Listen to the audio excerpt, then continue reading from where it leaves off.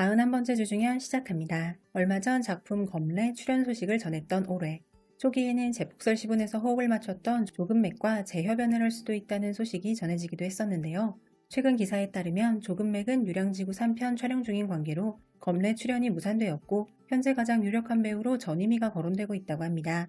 검래는 동명소설을 원작으로 하는 작품으로 제작진은 일찍부터 올해를 남자 주인공으로 점찍고 여자 주인공을 물색하는 중이었다고 합니다. 원작 자체가 남성 서사 중심의 작품이라서 일선 여자 배우들은 해당 배역을 꺼려하고 있다고 합니다. 현재 장서령 카더라도 있어서 확정 캐스팅은 좀 더 지켜봐야 할 것 같습니다.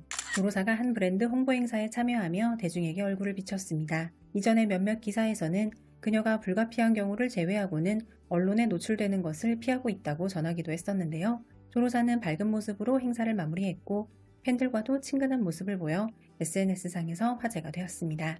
서약함이 출근길에 한국어로 인사하는 팬을 향해 한국어로 인사를 해서 한국 팬들을 심쿵하게 만들었습니다.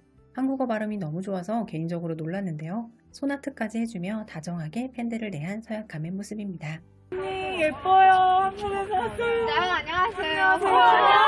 감사합니다. 예뻐요. 감사합니다. 아찔한 수위의 애정씬 장면들로 팬들 심장 뛰게 만들었던 송주하류 운영의 저류가 6월 6일 남은 회차를 모두 풀며 방영을 마무리할 예정입니다.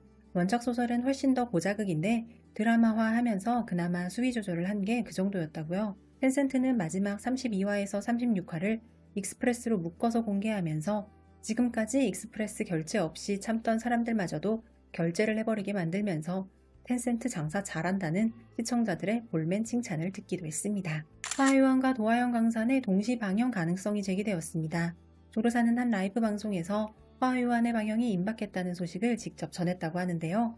조로사의 친구도 최근 한 방송에서 6월이 정말 기대된다고 말하며 화하유한의 간접 홍보를 해주기도 했다고 합니다. 기사에 따르면 현재 도하영 강사는 6월 말 방영이 확정된 상태라서 두 작품 모두 6월에 경쟁 편성될 가능성이 높다고 보도하기도 했습니다. 혹시 몰라서 다른 기사도 참조해 보았는데 화하유한이 7월 초 방영될 움직임이 보인다는 기사도 있었습니다.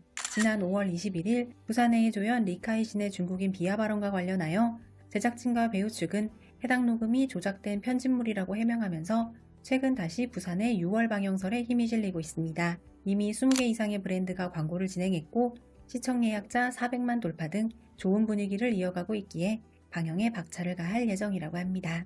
여름방학 시즌으로 불리는 7, 8월은 중국 드라마계에 있어서 중요한 기간이라고 합니다. 그래서 각각의 플랫폼은 각자 주력하는 작품을 내보내려고 눈치 작전을 펼치는데 현재 각 플랫폼별로 거론되고 있는 작품은 다음과 같습니다.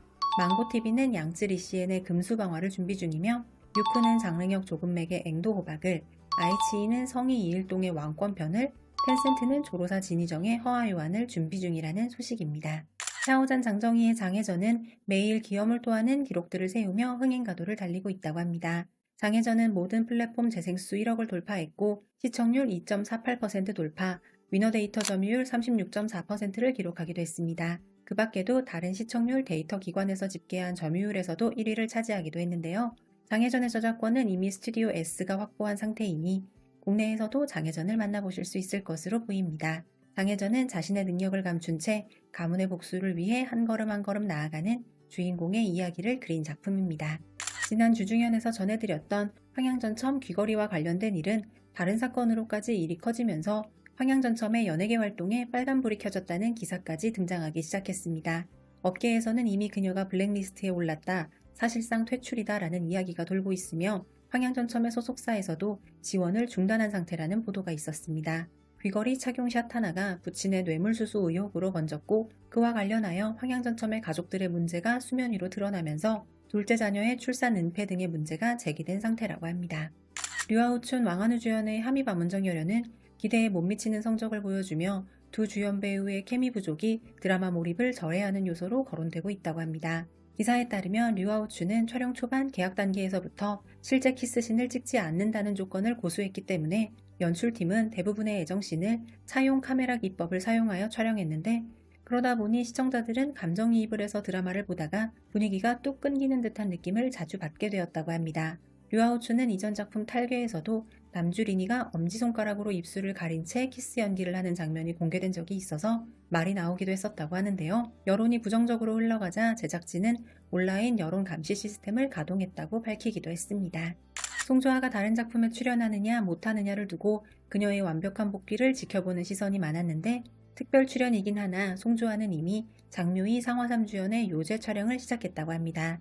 촬영 현장 사진이 유출되자마자 SNS 실시간 검색어 1위에 오를 정도로 반응 역시 폭발적이었다고 합니다. 송조아는 곧 진음해와 함께 표매만복 촬영에 들어갈 예정입니다. 우서은과 리옹이의 화리 협연 카더라 소식도 있었습니다. 화리는 냉철하고 강인한 선인과 자존심 강한 대요괴의 사랑 이야기로 원작 소설을 바탕으로 내용을 살펴보면 500년 전 부부였던 두 사람이 이혼을 하면서 이야기가 시작된다고 합니다. 선인과 요괴의 금기된 로맨스를 그리는 작품으로 명야성화의 감독과 창란결의 제작자, 명야성화를 집필했던 각본가가 의기투합할 예정인 작품이라고 합니다. 결효 이후 팔로워가 22만 이상 증가하며 인기 상승 가도를 달리고 있는 류은영. 그의 라이브 방송 조회수 역시 2천만 회를 돌파하며 그의 인기를 실감케 했다고 합니다. 해당 방송에서 류은영은 무려 21곡을 라이브로 불러 팬들에게 감동을 선사했다고 하는데요. 팬들과 늘 가깝게 소통하는 배우로 알려진 류은영은 인기를 얻은 이후에도 꾸준히 라이브 방송을 통해 팬들과 소통하고 있어서 이 부분에 있어서 호평을 받고 있다고 합니다. 今天的风又吹向你，下了雨。我在透露的夜色中，为你唱花香自来。 송조아가 성공적으로 복귀하면서 그녀와 관련한 다양한 내용들이 기사에 등장하고 있습니다. 송조아가 무우도에 캐스팅된 데에는 양미의 추천이 큰 역할을 했다고 합니다. 당시 무우도 제작진은 여자 주인공 캐스팅에 난항을 겪고 있었는데 그때 양미가 감독에게 송조아를 추천했고 송조아는 오디션을 통해 최종 캐스팅되었다고 합니다. 두 사람은 함께 놀이공원도 다니고 송조아는 직접 만든 휴대폰 케이스를 양미에게 선물하는 등 돈독한 관계를 유지하고 있다고 합니다. 송조아는 주우동과도 친한 사이라고 하는데 송조아와 주우동은 서로의 촬영 현장에 커피차를 보내주기도 하고 저료의 방영 직후에도 주우동은 주변의 눈치를 보지 않고 송조아의 복귀를 응원했다고 합니다. 반면 백록은 송조아의 탈세염이 이전에 그녀와 선물을 주고받는 등 친분을 유지했으나 송조아의 복귀 이후에는 친분을 드러내지 않았다고 하는데요. 이에 네티즌들은 아쉽긴 하지만 이는 현실적인 판단일 수 있다며 백록의 소속사 사장 우정의 입김이 작용했을 것이라는 추측을 내놓기도 했다고 합니다. 유혁비와 양쯔가 배곡란상 최우수 여우주연상 부문에 노미네이트되며 치열한 경쟁을 예고했습니다. 양쯔는 국색방화로 유혁비는 매개적고사로 노미네이트 되었다고 합니다. 양쯔는 90년대 이후 출생 배우 중 최초로 고장극 2회 노미네이트라는 기록을 세웠다고 합니다. 유혁비와 양쯔를 제외한 다른 배우들은 소왕인가의 구이미, 아저가르테의 마이리, 산화난만시의 숭자 등이라고 합니다.